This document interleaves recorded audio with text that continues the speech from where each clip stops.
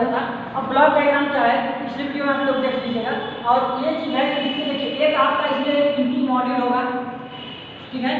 थोड़ा सा आप मैनेज करिएगा, अगर वॉइस में कुछ प्रॉब्लम होगी या ये चीज़ बस मेरी बात को ध्यानपूर्वक सुनिएगा।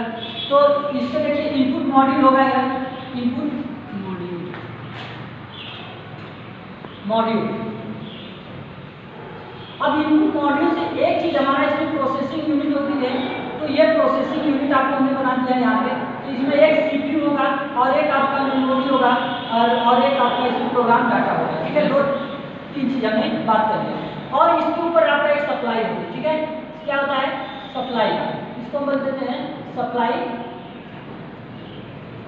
ठीक। और यहाँ आपका एक आउटपुट मॉड्यूल, आउटपुट मॉड्यूल। क्या आप ये चीज बताए कि नहीं बताए? Yes sir. Output module, module, इसको ध्यान से देखिएगा।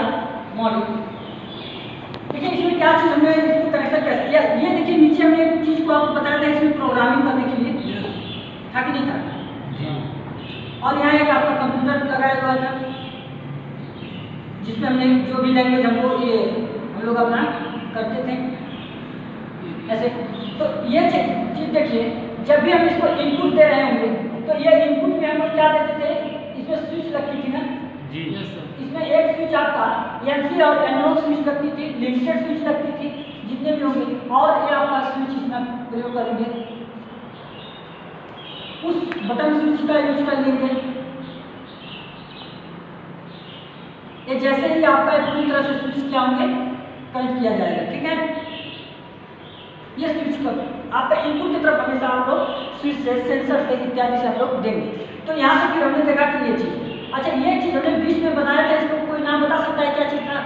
ये बीच में हमने एक नाम लिखा था optical, optical, very good, oscillation. और हाँ ऑप्टिकल ऑक्सीलेशन का प्रयोग किया था, ठीक है। तो ये आप ऑप्टिकल होगा,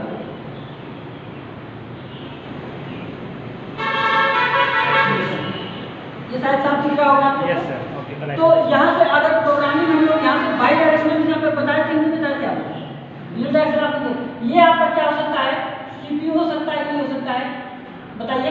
यस सर। हो सकता है ना। ये आपका क्या होता है? मेमोरी। मेमोरी नीचे क्या था? डाटा और एड्रेस। यहाँ पे हमने प्रोग्राम बताया था, प्रोग्राम और डाटा। यहाँ पे डाटा है। तो ये तो आपका रैम रोम यहाँ करना, इसको रोम बोल देते हैं और इसको रैम। यहाँ आपका प्रोसेसिंग था, याद करिए प्रोसेसिंग था जी। प्रोसेसिंग और मिला कर लीजिएगा, देख लीजिएगा गलत नहीं हो सकता है ये चीज़। अच्छा यहाँ पे मैं आउटपुट के रूप में क्या निकाल रहे थे, ये चीज़ देखिए आपको सप्लाई हमने यहाँ पे दिया था। सप्लाई हम लोग दो तरीके से देंगे, एक सप्लाई आपका यहाँ चला था और एक सप्लाई आपका यहाँ पे आया था। और दूसरी सप्लाई की बात करूँगा तो दूसरी यहाँ पे इसको दिया गया था, ठीक है। लेकिन इसमें कुछ सप्लाई मैंने दो टाइप से बताया था, एक सप्लाई आपका इंटरनल सप्लाई का और एक आपका एक्सटर्नल सप्लाई का। इंटरनल सप्लाई इसको बोल दिया गया था इंटरनल सप्लाई। इसको इंटरनल सप्लाई कितनी दी जा रही थी? 24 वोल्ट। यहाँ पे हम लोग इंटरनल सप्लाई को 24 वोल्ट DC सप्लाई दिया जाता है। और ये एक्सटर्नल सप्लाई इसको दिया जाता था एक्सटर्नल सप्लाई। तो ये एक्सटर्नल सप्लाई में क्या होता था, कितना होता था एक्सटर्नल? दोनों तरफ में 5 वोल्ट सर। हैं 5 वोल्ट। यहाँ देखिए 5 वोल्ट, 24 वोल्ट और ये आपका 220 वोल्ट इस सब में हम लोग देते थे एक्सटर्नल सप्लाई में। लेकिन तो यहाँ जो हम लोग प्रोसेसिंग में देते थे ये 24 वोल्ट तो और छोटा दिया जाता था, लेकिन यहाँ पे आपको 5 वोल्ट DC सप्लाई दी जाती थी, याद करिए, ठीक है।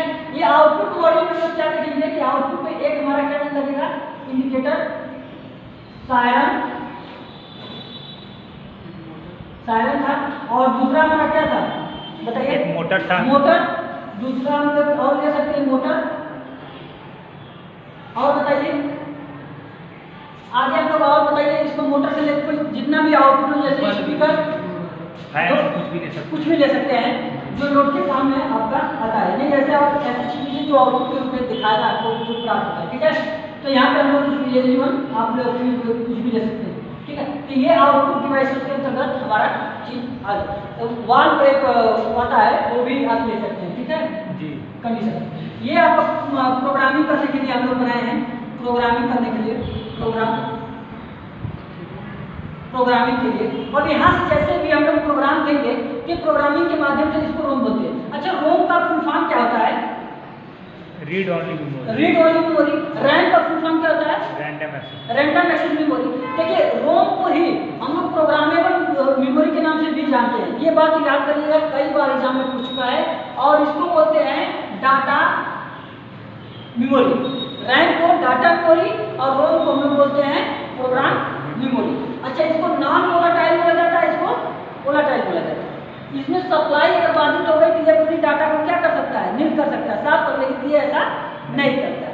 अच्छा, ये ऑप्टिकल ऑसिलेशन का प्रयोग करने का मतलब ये था कि जब भी हम लोग इसको इनपुट सप्लाई यहाँ से देते थे और यहाँ से जब भी हम आउटपुट सप्लाई लेते थे, तो इस आउटपुट सप्लाई में जो मॉड्यूल था, इनपुट और आउटपुट, उसको हम लोग वोल्टेज में 24 वोल्ट की सप्लाई देते थे कि यहाँ की वोल्टेज ज़्यादा होती थी और यहाँ की वोल्टेज कम होता था, इसलिए वो कोलैप्स न कर जाए, ये बर्न हो जाए। इसी वजह से हम लोग ये ऑप्टिकल ऑसिलेशन का प्रयोग करते हैं, ठीक है।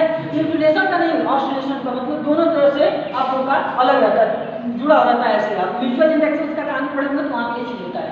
इसी वजह से और यहाँ से प्रोसेसिंग कोई भी जाता है, प्रोग्राम मेमोरी में जाता है, मेमोरी से वो प्रोसेस करता है, फिर प्रोसेसिंग आपका CPU भेजता है, वहाँ से आपको सप्लाई मिलती है। तो ये हमारा एक फंक्शन आपका प्रोग्रामिंग काम किया जाता है, ठीक है। तो इतनी आपको ये बातें समझ में आ गई। इसके बाद हम लोग थोड़ा सा आप लोग को आगे चर्चा करेंगे टाइप्स ऑफ PLC क्या होती है। PLC में जो प्रोग्रामिंग हम लोग कर रहे थे, कितने लैंग्वेज की बात कर रहे थे, तो इसमें अभी आगे आपको इनपुट और आउटपुट के बारे में विस्तारपूर्वक दिया जाएगा कि इनपुट में जो फ्यूज वगैरह करते हैं, तो ये सब चीज़ें हैं। फ्यूज को हम लोग सीरीज में कनेक्ट कर लेते हैं, तो यहाँ पे हम लोग इसको पूरा, तो शायद आपको इतनी चीज़ें समझ में आ गई होगी। तो इसी वजह से ये चीज़ है, आगे इसी बात से हम लोग आगे लेके चलेंगे। अभी हम लोग प्रोग्रामिंग के, तो ठीक है। आई होप कि आपका ये अच्छा समझ में आया होगा। तो अपने दोस्तों के साथ शेयर करिएगा और लाइक से सब्सक्राइब करना ना भूलिएगा मेरे दोस्त।